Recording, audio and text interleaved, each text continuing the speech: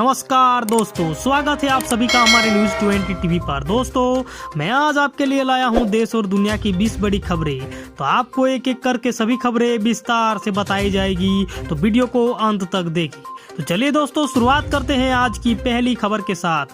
दोस्तों, आज की पहली खबर श्रीनगर से है। दोस्तों, श्रीनगर से शारजा जाने वाली फ्लाइट को नहीं दिया रास्ता, अपने एयर स्पेस के इस्तेमाल पर लगाया प्रतिबंध। आपको बताते चलूं कि दोस्तों, अंतर्राष्ट्रीय कानूनों का उल्लंघन करते हुए पाकिस्तान ने एक बार फिर ऐसी हरकत की है जिससे भारत के साथ उसके रिश्ते और भी ज्यादा तल्ख होंगे। न्यूज एजेंसी ANI के मुताबिक पाकिस्तान ने श्रीनगर से शारजा जाने वाली फ्लाइट द्वारा अपने हवाई क्षेत्र के इस्तेमाल पर रोक लगा दी है। अब श्रीनगर से शारजा जाने वाली फ्लाइट पाकिस्तान के ऊपर से उड़ान नहीं भर सकेगी, उसे दूसरे हवाई क्षेत्र का इस्तेमाल करना होगा। वही दूसरी खबर दोस्तों, नवाब मलिक का ट्वीट, दिवाली की बधाई देकर बोले नवाब मलिक होटल ललित में छिपे है कई राज। आपको बताते चलो कि दोस्तों, क्रूज पर ड्रग्स पकड़े जाने के बाद महाराष्ट्र की सियासत गर्म है। शाहरुख खान के बेटे आर्यन खान के पकड़े जाने के बाद तो इसकी चर्चा और बढ़ गई। इस बीच नारकोटिक्स कंट्रोल ब्यूरो के जोनल डायरेक्टर समीर वानखेड़े पर लगातार हमलावर महाराष्ट्र के मंत्री नवाब मलिक ने बुधवार को एक ट्वीट किया। उन्होंने लोगों को दिवाली के त्योहार की मुबारकबाद देते हुए ट्वीट में लिखा कि होटल द ललित में छुपे हैं कई राज, मिलते हैं रविवार को।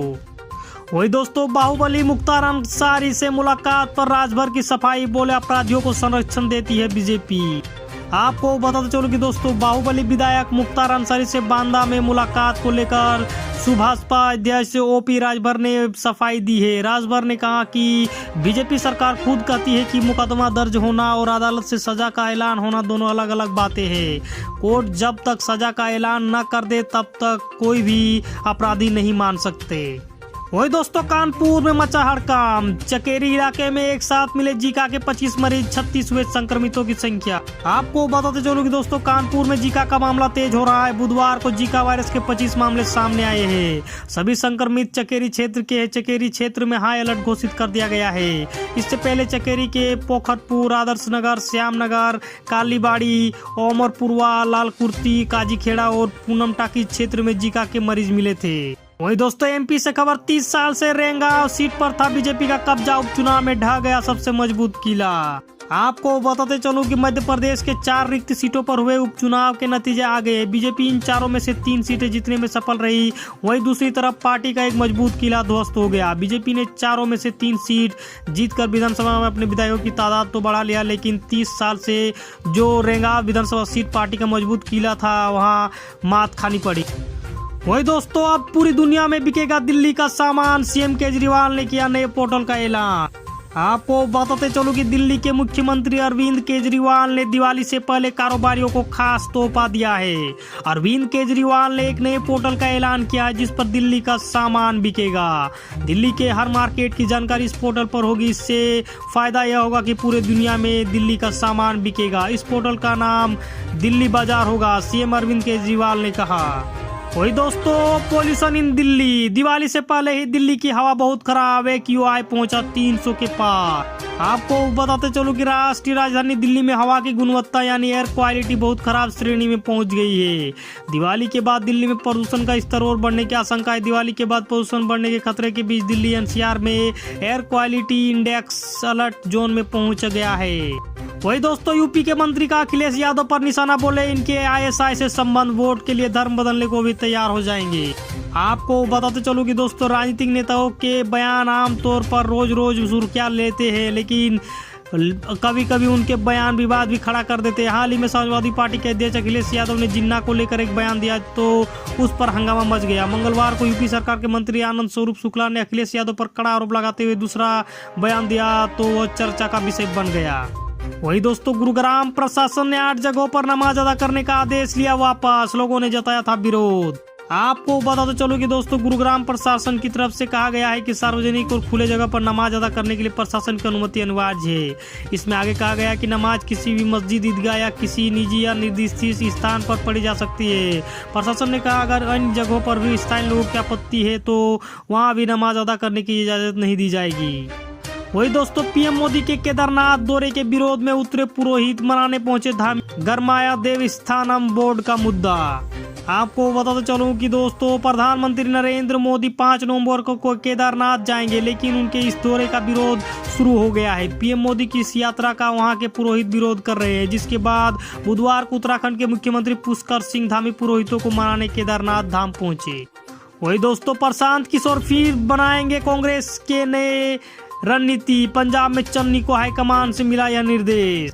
आपको बताते चलो कि दोस्तों पंजाब कांग्रेस में महीनों से चले आ रहे घमासान और अगले साल होने वाले विधानसभा चुनाव को देखते हुए कांग्रेस पार्टी ने जीत सुनिश्चित करने को फिर से प्रशांत किशोर को जोड़ने का मन बनाया है। आंतरिक कलह से जूझ रही कांग्रेस ने आगामी विधानसभा चुनाव में फिर से चुनावी रणनीतिकार प्रशांत किशोर को फिर से अपने साथ जोड़ सकती है। खुद मुख्यमंत्री चरणजीत सिंह चन्नी ने इस बात की पुष्टि की है।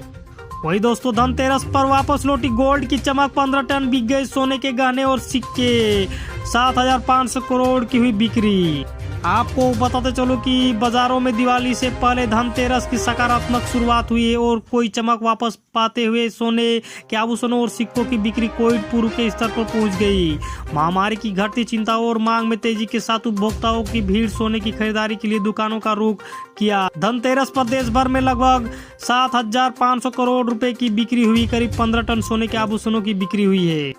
वही दोस्तों जेल प्रशासन पर बिगड़े जस्टिस चंद्रचूड़, कहा जमानत के आदेश को पहुंचाने में देरी बहुत बड़ी गलती। आपको बताते चलो कि दोस्तों सुप्रीम कोर्ट के जस्टिस DY चंद्रचूड़ ने जेल अधिकारियों तक जमानत के आदेश के पहुंचने में देरी को एक गंभीर कमी बताया है। इसके लिए युद्ध स्तर पर समाधान किए जाने की आवश्यकता पर जोर दिया है। उनका कहना है कि इस समस्या से हर विचाराधीन कैदी की स्वतंत्रता प्रभावित होती है। वही दोस्तों 60,000 पदों पर होगी शीघ्र भर्ती, मुख्यमंत्री गहलोत ने दी धनतेरस पर प्रदेश के युवाओं को सौगात। आपको बताते चलो कि दोस्तों मुख्यमंत्री अशोक गहलोत ने धनतेरस पर प्रदेश के युवाओं को सौगात देते हुए 60,000 पदों पर शीघ्र भर्ती करने की घोषणा की है। साथ ही 626 विद्यालयों को क्रमोन्नत करने का भी फैसला लिया है। फीस निर्धारण के लिए शिक्षा नियामक प्राधिकरण का गठन होगा। वही दोस्तों भारत की कोवैक्सीन को WHO से मिली आपात इस्तेमाल की मंजूरी। आपको बताते चलो विश्व स्वास्थ्य संगठन ने भारत में निर्मित कोरोना वायरस वैक्सीन कोवैक्सीन को बुधवार को आपात इस्तेमाल की मंजूरी दे दी। WHO के अधिकारियों ने 26 अक्टूबर को भारत बायोटेक द्वारा तैयार की गई कोवैक्सीन पर समीक्षा बैठक की थी और कंपनी से इस वैक्सीन की ज्यादा जानकारी देने की मांग की गई थी। अब वैक्सीन को दुनिया भर के लिए सुरक्षित बताते हुए मान्यता दे दी गई है।